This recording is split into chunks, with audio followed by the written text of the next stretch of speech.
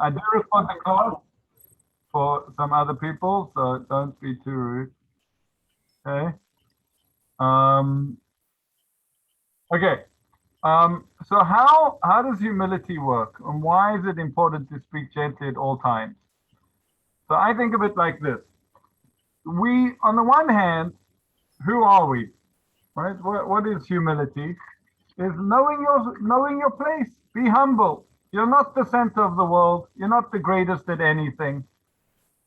You're a little dot, right? You know, when you go up on the airplane and you look down and your big house suddenly becomes very small, right? And you go a little higher and you can't even see it. It's lost, right? So humility is really the ability to see yourself in a much bigger perspective. And ultimately, and he's going to say this right now, is to know that you're living in God's world. If you live in God's world, so then, okay, there's little me and there's big God. It's like, on the other hand, you can't say that we're nothing, right? Every person knows in their soul, every person knows in their deepest consciousness that they are special and life is special. And we know, heaven forbid, someone's life is lost, we cry and we understand the value of life. Life is of tremendous value. So how do we put the two together? So I think it's like the screw that keeps the window attached to the aeroplane. Right? So if you would go to Home Depot and buy the screw, how much would it cost? A few cents, right?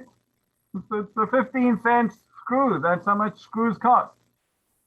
But up in the aeroplane, what happens if the screw came loose? It could be the whole airplane goes down, right? So we play, on the one hand, we have relatively, or very little, who are we? What's we're making a fuss about? On the other hand, if we do see ourselves in the bigger context, it's almost counterintuitive. You would have thought, well, little me in God's world, then I'm nothing. No, just the opposite. It's because you're little me in God's world that you're doing something, right? It's because we're on the airplane. It's because we're part of this grand plan that God has for the universe that we really do have great worth. But if you take us out of that, then we really kind of lose our worth, right? We don't have that much great worth because we're a little screw. What are we? A dot. So that's the consciousness. That's the, there's a modern movement based on Eastern thinking called mindfulness. And a lot of Jewish people like it. I think it's because we all suffer from neurosis. But, right?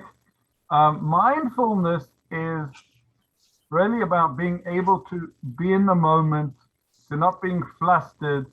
It's a way of calming down one's nerves, one's body, being able to enjoy life the way it is and not having too many worries and anxiety and, running all over the place. So I think there is something to that for sure. And many people like that, and, that's great to overcome that. But I think humility, or in the Hebrew, anava, this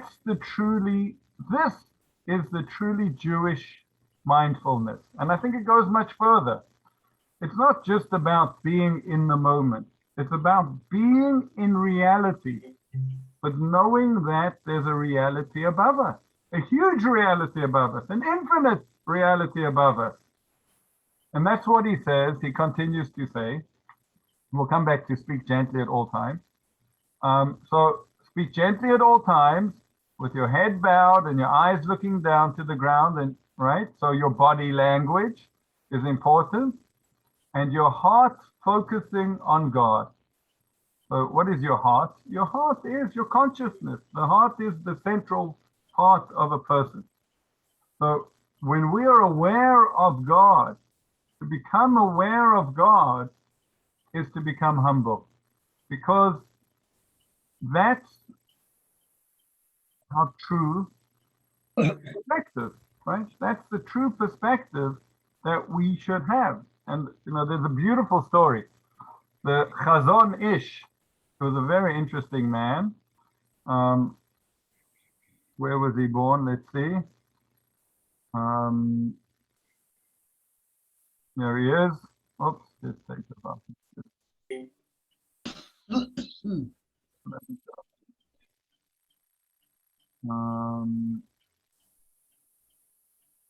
Where's he gone? Oh, this is him. Oh, here, we're here. So there he is, the Chazon Ish. He came from Kosovo in Grodno, and he died in Bnei Brak. He moved to Israel, and he died in 1953. So round about the establishment of the state, he was in Israel, and he was regarded as the leading rabbi at the time.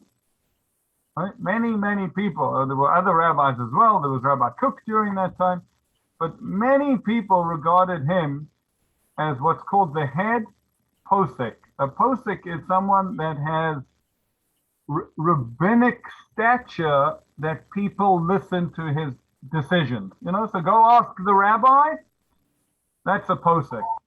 And he wasn't any rabbi. He was the head rabbi. He was a genius of note. The story is told of him that his sister once saw him open a book in a library, and she came back 5 hours later, and he was in the exact same position reading the book. His concentration, his focus was so. Well, now that's not the story I wanted to tell you about him. So the Chazon Ish lived in Bnei Brak, and at some stage in his life, they put up a lamppost. And the Chazon Ish knew the electrician, and every time he saw the electrician, he'd say, thank you for putting up the lamppost. So one day the electrician said, Rabbi, it's a pleasure, but I was just doing my job. Why do you keep on thanking me? So the Chazon Ish said, I'll tell you why. He said, when I'm very far away from the lamp, from the light, I look back and I see my shadow is very big and long. But as I get closer and closer to the light, my shadow gets smaller and smaller. He said, for that lesson, I want to thank you.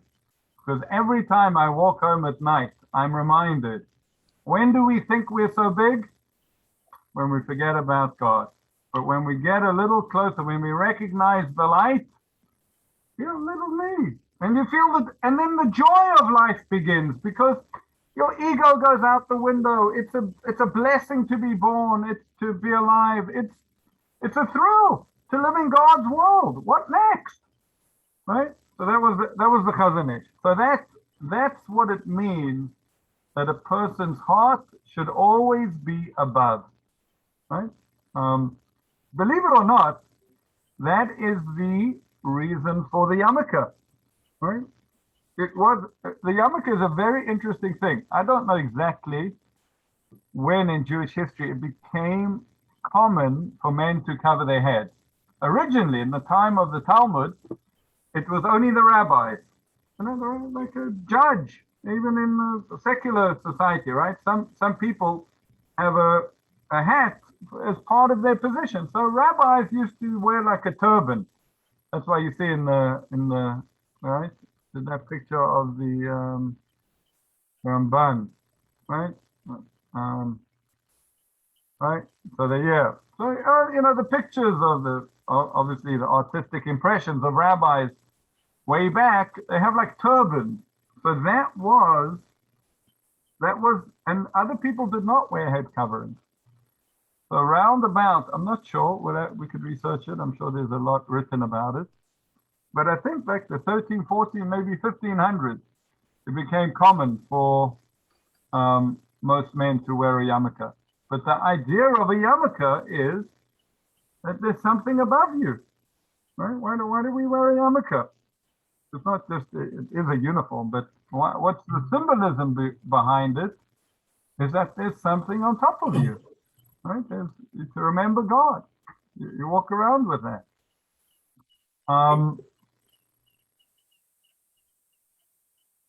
Okay.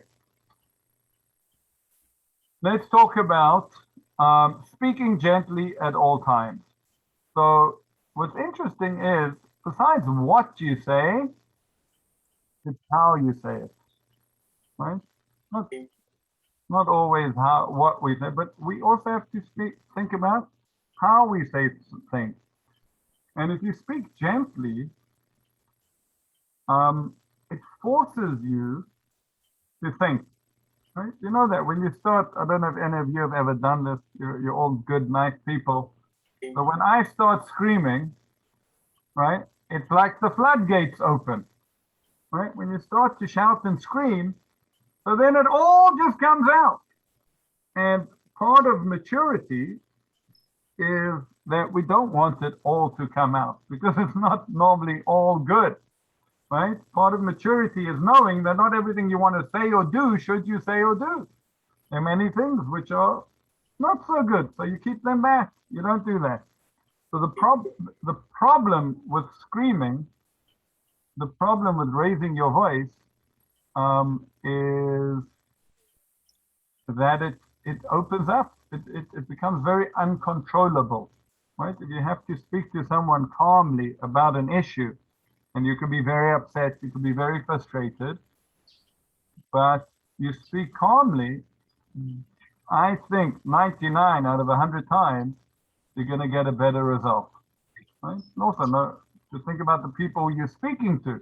No one wants to be screamed at, right? It's terrible when people scream at us. So there's a beautiful story also about speaking gently, and how to speak. There's this phrase, not quite clear where this phrase came from, by the way. The Dvarim ayotzim min halev nichnasim lalev. Words that come from the heart enter the heart. You speak from the heart, so then those words go into the hearts of other people. And normally, the heart is a silent, right? The heart is a silent organ. We don't hear our hearts beating. We don't hear other people's hearts beating, but we know that they're there, and we know that they pumping. So too, with our inner feelings, our inner life, what we really believe, what we really feel. If you communicate softly, that's the volume of the heart, right? When you speak when you have a heart-to-heart conversation with someone, it becomes quiet, it becomes low, because the heart is a very quiet place within. And that's sincerity, and that's what people resonate to. Because if you're speaking to what do we all want with other people? To relate, to understand, to know, to discuss, to be together, to find some unity. How can we help each other? How can we together do good things? Isn't that what we want? Isn't that companionship? That speaks with, when you speak with humility, when you speak with this recognition, listen, I'm a little screw holding in the window of the airplane. I don't know what you are, right? Maybe you're also a little screw, but maybe you're the window, maybe you're the seat, maybe you're in the cockpit. Who knows? We all have our role, right? So that's how we speak, right? With this recognition that everyone here is on earth with a very important purpose. And we have to respect that. We have to recognize that. And keep our heart focused. Well, the Hebrew is very beautiful. right? He says, "Belibcha lamala." That's all. Your heart, lev, is the heart. So v and lib, lev, cha. Cha at the end of the word is yours. So, and your heart, lamala, to above. Your heart is raised above, right? That's where our heart is meant to be. Not meant to be. Right? What's a depressed person? Unbelievable thing I saw, by the way. Depression is similar to idolatry. Doesn't sound nice, but what does it mean? So it means that someone who's depressed has lost perspective of God, right? Someone who's if someone, I'm not talking about clinical depression here, that's a whole different thing. But someone that's really down, why do we get down? Because we don't. I think life's not working out the way it's meant to work out, right? But if you're in touch, if libcha lamaila, if your heart is above, so then things are working out the way they're meant to work out. They might be difficult, they might be very challenging, they might be painful, but deep, deep, deep, back in our hearts, back in our minds, we know that there's a grand plan, right? God is in control, right? That's really, I'm doing a lot of research about this actually for my videos. That's really what we mean when we say Shema Yisrael, Hashem Elokeinu Hashem Echad, right? The Shema. Hear, O Israel, the Lord is our God, the Lord is one. What do we mean that God is one? So simply, we mean God as an entity is one entity. They're not many gods. But really, the depth of it is, no, he's the only God. There is no other God. Ein od milvado. There's nothing besides him. Meaning that everything is in God's hands. There's nothing in this world, even, and that's what the prophet says, even evil, right? God, he creates light, he creates dark, he creates good, he creates evil. God created a world with the possibility for evil. Yes, that's part of God's plan. Why it is we need to think about, how it is we need to think about, how to deal with it, you've got to think about. But knowing that, and that everything in this world has a role, everything has its place, everything has its time, we're in good hands. To really believe that. I know it's hard. We're living in a world now that's been through a very hard time. We're still going through it. The future, I don't know, doesn't look so great, right? It's a difficult period for us. We need to really have a lot of faith that Gam Zu Latova. Even this is for good. Even this goes somewhere good. Yes, Linda. So I would see it differently. Okay. I don't believe God. We just went to shul and learned about Bereshit. Okay. And I don't believe God is the one that created evil. I don't want to believe that. I believe God created Adam and Eve and the serpent and gave the people free will.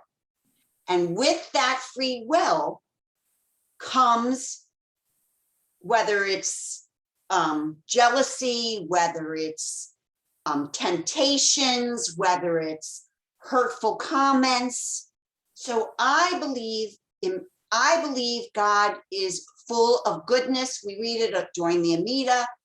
He is compassionate. He has all these good qualities which he gives to us as his people, as his what are children.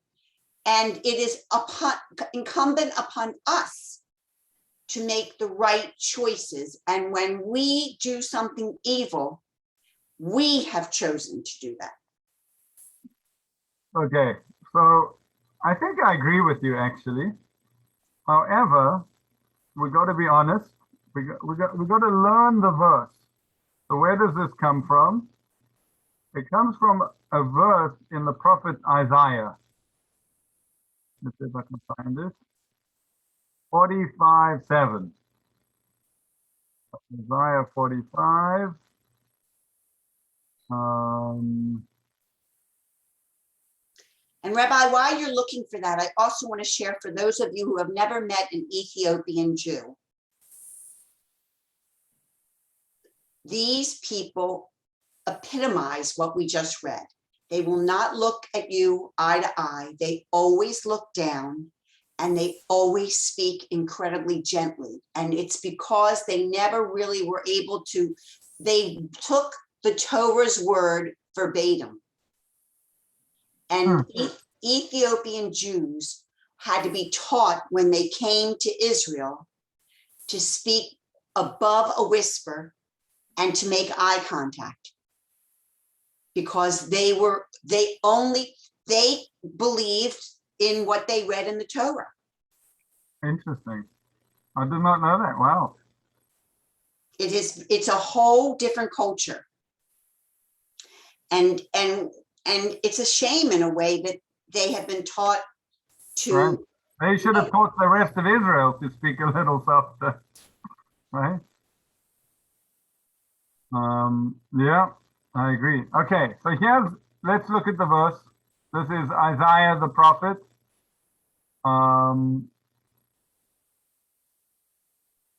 So yeah, Isaiah 45.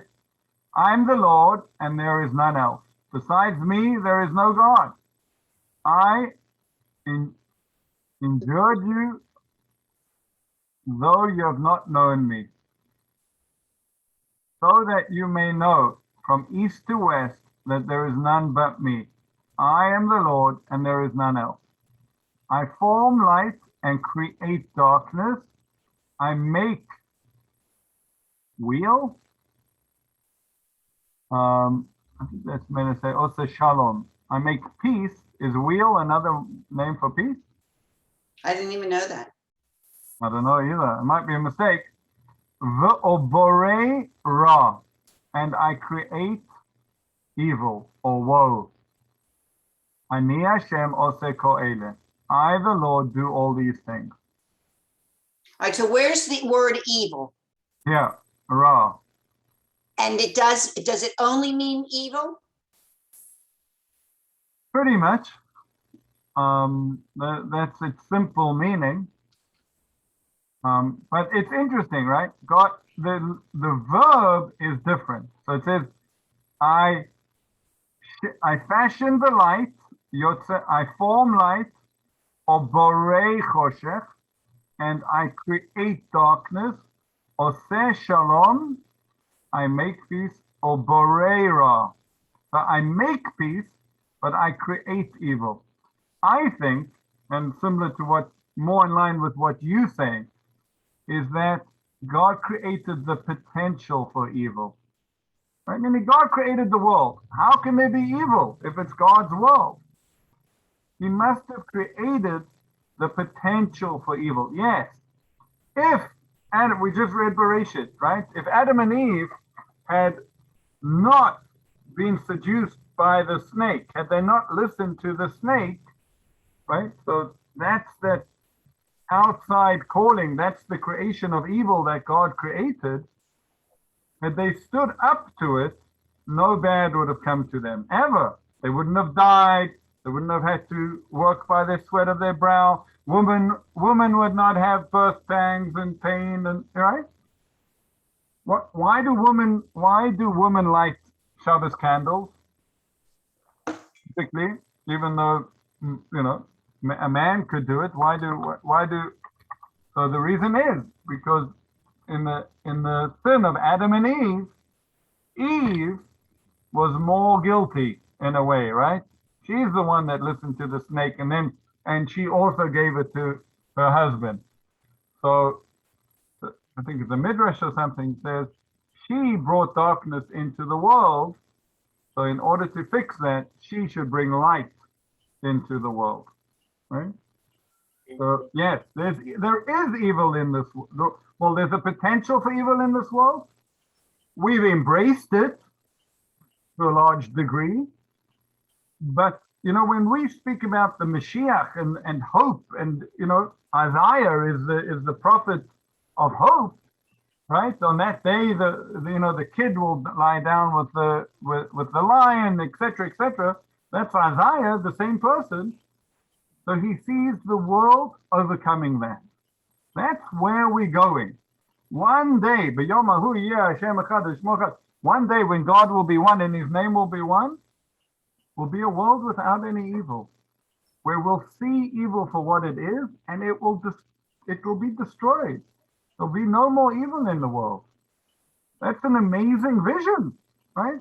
I mean, it's hard to even believe. Well, what does that mean, right? It's hard for us to believe it. But people that understand, you know, most people want the Mashiach to come because, you know, we got to pay the bills or something, you know, but really, what the Messianic era and this whole hope for the world that the Jewish prophets put into the Jewish people, and in fact the entire world, that the future is going to be better, is because that's what, and that's really what God is doing. God is leading the world. Everything, it's all in his hands to a point when we'll come to see what evil is, it will be destroyed, and we'll only know goodness. What a vision. What hope in the middle of darkness. All right, friends, I've got to go. Linda, we're going to spend 10 minutes on Hebrew. Thank you all, and we'll see you next Monday. Simeon, I'll call you. You'll tell me where I went wrong and how to improve. It was very interesting. And Good. I think Linda was very interesting with it. She always is. Good. Thank you. Okay, everyone. Thank you. Bye. Bye. Bye. Good week. You too.